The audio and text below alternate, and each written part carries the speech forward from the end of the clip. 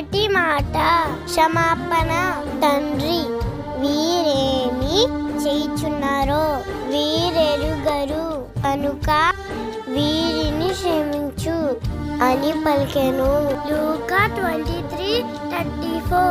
రెండవ మాట నిశ్చయత. నేడు నీవు నాతో కూడా పరదైసులో ఉందువు అని పలికెను. లూకా 23:43. మూడవ మాట ప్రేమ బాధ్యత. అమ్మా, ఇదిగో నీ కుమారుడు, ఇదిగో నీ తల్లి అని పలికెను.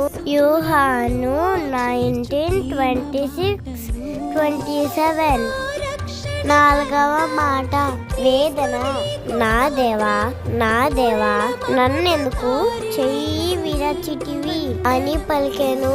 మత్తయి 27:46. ఐదవ మాట మానవీయత.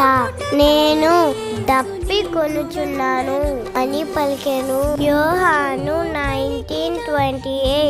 ఆరవ మాట విజయం. యేసు సమాప్తమైనది అని పలికెను. యోహాను 19:30. ఏడవ మాట సమర్పణ. తండ్రి, నీ చేతికి నా ఆత్మను అప్పగించుచున్నాను. లూకా 23:46.